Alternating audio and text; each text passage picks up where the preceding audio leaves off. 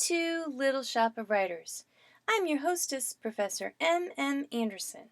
This is the 9th lesson in my new web series of short, informative writing videos. Learn more about me and my workshops at www.littleshopofwriters.org. Lesson 9, Story Elements, Part 2 of 3, Conflict and Character. As we learned in the first Story Elements video, every tale is comprised of 6 elements: setting, plot, character, conflict, theme, and point of view. Part 2 of Story Elements will focus on conflict and characters. We begin with conflict. Conflict is essential to plot. Something has to happen, and it's not limited to arguments.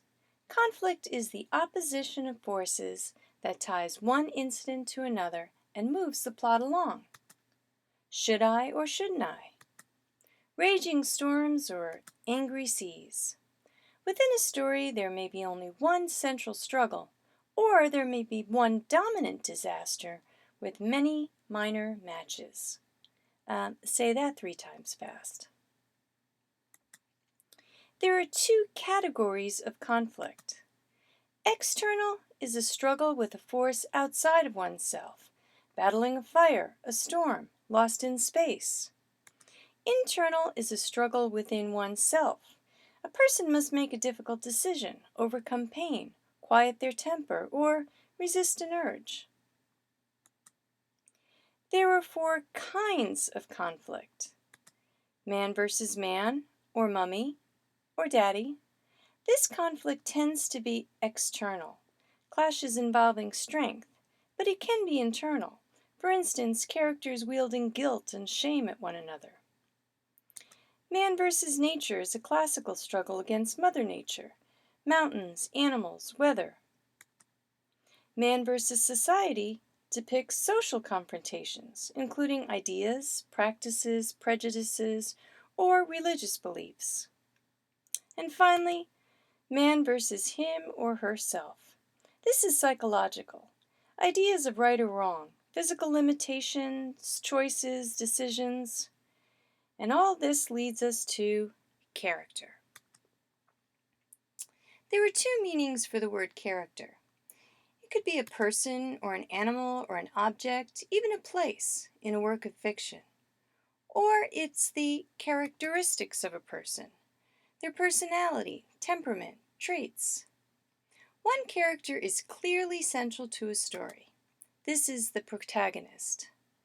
The opposer of the main character is the antagonist. In many cases, that translates into good versus evil. Now, can you find the typo? Hint, according to Freud, we're born with it. And while you're thinking, let's explore characterization. In order for a story to come alive in the reader's mind, its characters must be believable. Characteristics are revealed in several ways: through physical appearance, via words, thoughts, feelings, dreams, life perspective, what the character does or does not do, and what others say about the character and how others react towards him or her. Characters come in 3 varieties. Round characters have complex personalities, yet they tend to remain consistent throughout a story. Think Shakespeare's Henry IV in the plays of the same name. Developing characters change, for better or for worse, throughout the course of a story. For example, Henry's son Prince Hal, who begins Part 1 as an immature party boy and ends Part 2 ready to ascend the throne. Static or flat characters tend to be stereotypes. They have 1 or 2 characteristics that don't change.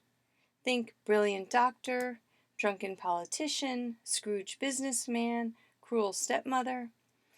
In Shakespeare's Henry plays, John Falstaff fits this flat description. Well, there you have it.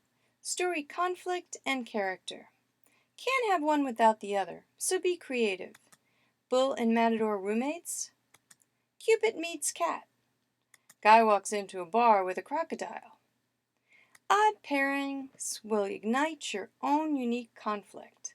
Just like in real life, it keeps things interesting. Well, there you have it. Hope you've enjoyed the lesson. If so, please subscribe to the Little Shop of Writers channel here on YouTube and come back often for more writing tips, including parts 1 and 3 of Story Elements. Thank you for watching, and I hope to see you again soon.